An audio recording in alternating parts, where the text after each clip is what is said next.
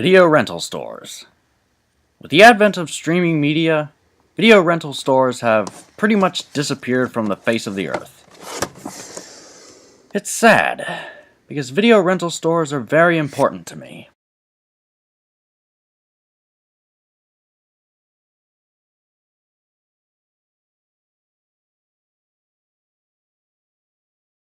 Some of the fondest memories I have are renting movies and games from stores like Blockbuster and Hollywood Video, and before that, Randall's, if you can believe that. We would rent all kinds of movies. Anything. Everything. One time, my dad rented Das Boot for my brother and I. Not yet! Come on! Not yet! Another time, he rented 2001: A Space Odyssey. Open the pod bay doors, Hal. I'm sorry, Dave. I'm afraid I can't do that. We hated them. Both of them. But as I have grown older, both movies have become among some of my favorites. In fact, some of my favorite movies I remember renting from video stores. Star Wars, Westworld, Princess Mononoke. I would either rent them or buy them right off the bat. I even remember movies I never got to rent. I just remember the covers. I remember seeing the covers of movies like A Boy and His Dog, Hey Good Looking, and Pulp Fiction. I even remember what went through my head as I saw those covers. The cover of A Boy and His Dog, as some of you may know, was a big orange mushroom cloud with a smiley face on it, and below it, the tagline, A Rather Kinky Tale of Survival.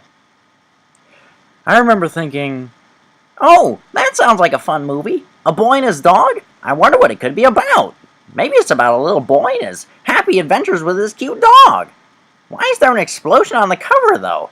Oh, man, it's rated R. I guess I can't rent it. little did I know how incredibly wrong I was. A Boy and His Dog really was a kinky tale of survival, sex, violence, and it was glorious. Well, I'd say she certainly had marvelous judgment, Albert, if not particularly good taste. Now, the cover of Hey Good Looking consisted of a greaser-looking fellow pulling a piece of chewing gum out of his mouth in the shape of the film's title. And on the back, two stills from the movie. One, a bikini-clad chick and another greaser fellow smoking a cigarette. The other, a ginger guy holding a switchblade to the neck of the greaser fellow. My thoughts were as follows. Oh, a cartoon. I love cartoons. Looney Tunes, Mickey Mouse, Donald Duck. This is going to be so cute. Oh, but it's rated R too. I wonder why. It's a cartoon. How can a cartoon be rated R? Cartoons are for little kids like me. Yeah, I was a pretty narrow-minded kid when it came to animation. But I soon discovered that animation is more than Looney Tunes and Disney. A lot more. And it all started with Hey Good Looking. How about a kiss in that alley over there? And then there's Pulp Fiction. Pulp Fiction. This movie and I have quite a history. Every time I went into Randall's, the first movie I always saw was Pulp Fiction. You know what the cover looks like. Uma Thurman laying down on that bed with that cigarette in one hand and a face-down book in the other. Classic. And my thoughts would always be the same. Oh, that looks interesting. But it's rated R. But the funny thing is, my parents let us rent movies like Air Force One, Deep Rising, and The Shining when we were kids. I don't know why. Get off my plane. But they were awesome anyway. Here's Johnny! Except for Deep Rising. That movie was stupid. It's like a nice enough place.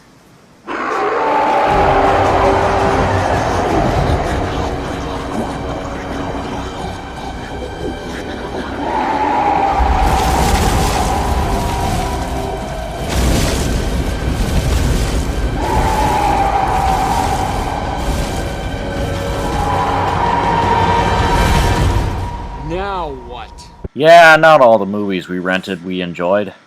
Some of them we hated. Time Bandits is a perfect example. Time Bandits we discovered completely by accident.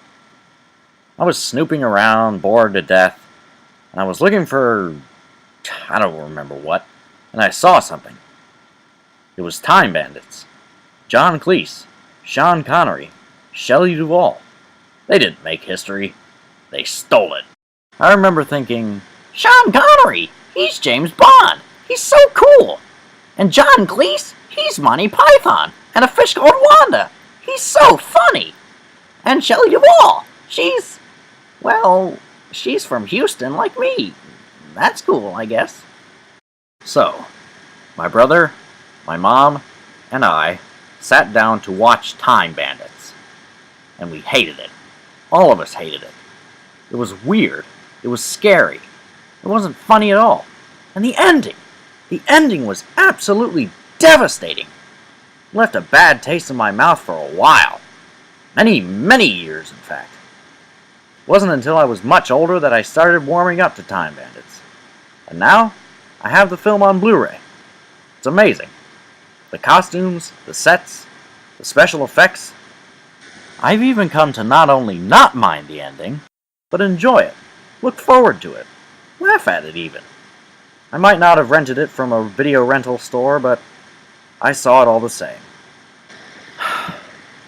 Video stores. They were a seminal part of my childhood. No longer will this generation know the weird, wonderful adventure of walking into a video store and just browsing. Not even renting anything, just looking. Looking at the inventory. Seeing if they have any movies that you want. If they don't, fine, come back another time. Who knows? Maybe they'll have something else in stock that you might enjoy.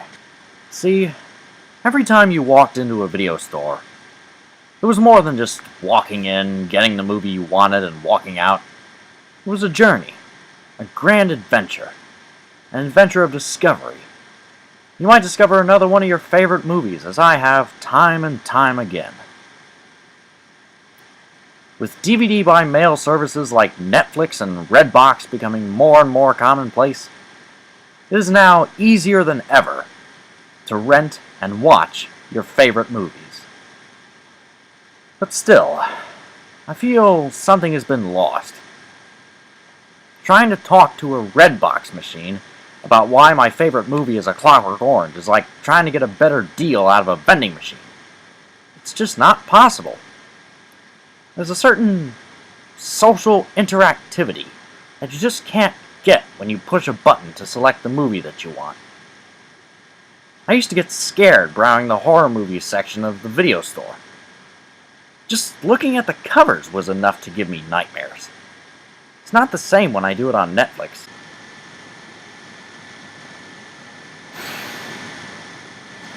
I know that video stores are never coming back. I know that no kid born in the last 10 years will know how it feels to actually put forth the effort to look for a movie that they want to see. But even so,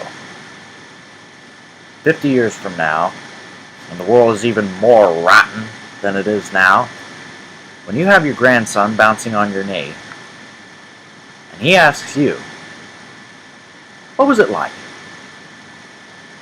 You won't have to say, well, all we had to do was push a button to get what we wanted.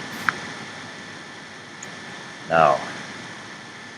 You'll shift that little tyke to the other knee, look him straight in the eye, and say, we had to walk 1,000,000 miles, trudging through whatever the weather was at that very moment, to an enchanted castle that had every single movie ever made. And we would walk in there. We would look at that stupid clerk and tell him, not ask him, tell him that we wanted to rent The Adventures of Buckaroo Banzai Across the 8th Dimension. And he would give it to us.